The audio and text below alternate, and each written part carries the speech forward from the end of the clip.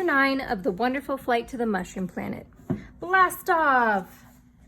David opened his eyes and everything in the house was dead still. He listened. Not a sound, except now and then the scratching of a bush against the side of his house. He leaned over to look at the clock by the side of his bed, and it said 11:15. That meant he had just 3/4 of an hour. Quietly, he slipped out of bed and, in a puddle of moonlight, for it was a fine, clear night, got into the winter clothes his mother had laid out for him. This was a thing he still couldn't understand. How calm she had been, putting out his corduroy trousers and his plaid woolen shirt and his muffler, and all the time talking matter-of-factly about the journey and wishing him bon voyage. Now he zipped up his leather jacket and quietly, oh, ever so quietly, stole into the kitchen and got the biggest bag he could find from the middle drawer on the right side of the sink. Then he got a loaf of bread and put it in, and also 2 boxes of cookies. Next, he opened the refrigerator door and got out some tomatoes, but he put them back because they might get squashy.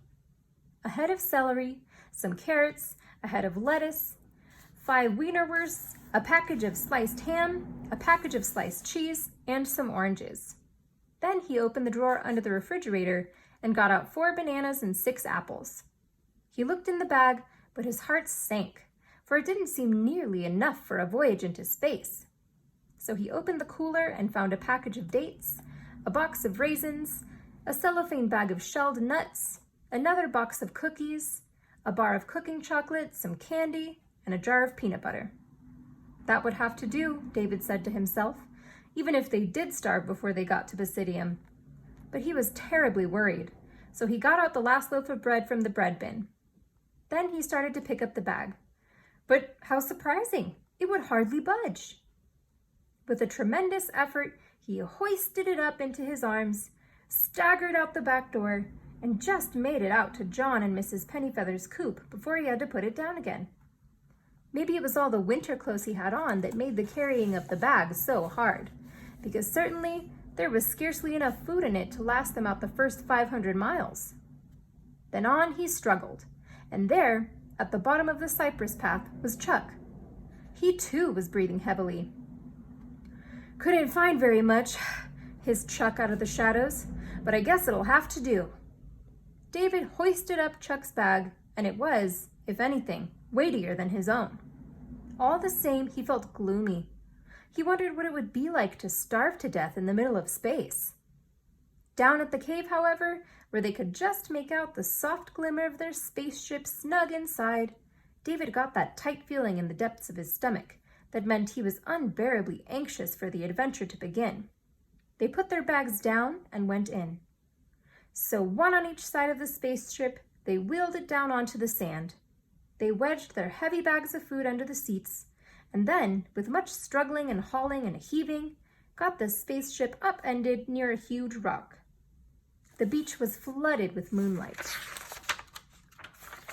for the moon was within 2 nights of being full.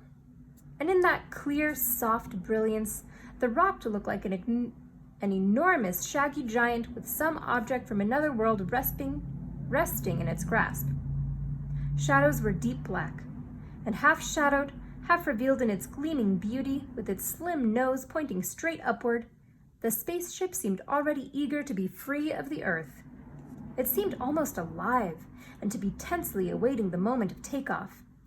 The boys stared for just a breath while the waves fell upon the sand, and somewhere far off a single shorebird gave its long, plaintive cry. Then Chuck turned. "I remembered my flashlight, Dave," he said in a low voice, "but I forgot the auto robe. I should have brought that too in case it gets awfully cold." "Forget! Remember!" An appalled look came over David's face. "The canning jar!" he groaned. "I forgot it, Chuck. The canning jar for Basidium air. What'll Mr. Bass say? It's too late to go back for it now." But Chuck gave his arm a comforting shake. "Never mind, Dave. I brought some sugar in a canning jar," he said. "We can just dump the sugar out." David felt as though he had been stretched like an elastic band and then snapped back again. "Oh, okay, Chuck," he sighed. "Let's go. Are you ready?"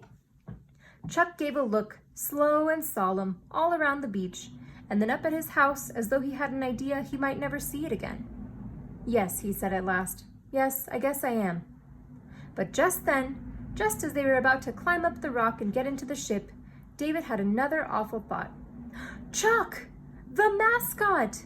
We forgot to bring the mascot!" "Oh, golly!" exclaimed Chuck in despair. "Now what are we going to do? We haven't got time. And he pushed back his sleeve and peered at his watch. "It's just 10 minutes of midnight." "Mrs. Pennyfeather," cried David. "How about Mrs. Pennyfeather? It wouldn't take a minute to go get her." "Or John, maybe," said Chuck, scrambling up the beach after him. "No, not John," puffed David, running as fast as the sand under his feet and his thick shirt and leather jacket would let him. "He's no good. You need somebody friendly." Up at the chicken coop, David unlatched the gate and stole carefully inside. He knew that if he woke John and Mrs. Pennyfeather and their children all at once, there would be the most awful cackling and squawking and goings-on. Silently, he drew back the door of the hen house, and he put his head in. "Mrs. Pennyfeather," he whispered, "it's just me, David." "Quack!" cried John indignantly, and you could tell by his tone he'd been startled out of his wits. "Quack?" asked Mrs. Pennyfeather sleepily, and from the other perches there came disturbed rustlings and queepings and drowsy murmurings. David crept toward Mrs. Pennyfeather's perch. He put his hand out and gently stroked her back and head, and then as gently lifted her into his arms. "Quack?" remarked Mrs. Pennyfeather in her soft, comfortable voice, and she didn't seem the least disturbed or annoyed. So David stole out of the hen house again to where Chuck waited. "Get a bag of feed, Chuck," he said. "There are 3 in there, medium size, not too heavy. You can drag it." "Oh, gosh," protested Chuck. "You mean all the way to the beach?" But all the same, he went on in and presently returned dragging a dark, sagging shape. "Why, a whole bag," he whispered furiously. "Don't know," said David. "Got a hunch we'll need it." Off they went. It was a frightful job getting the sack of feed up onto the craggy rock. Once on a level with the spaceship door, they just had to let it slide down inside and pray it wouldn't damage the oxygen urn. Chuck climbed in with Mrs. Pennyfeather, and then David got in, and they strapped themselves down tight and safe.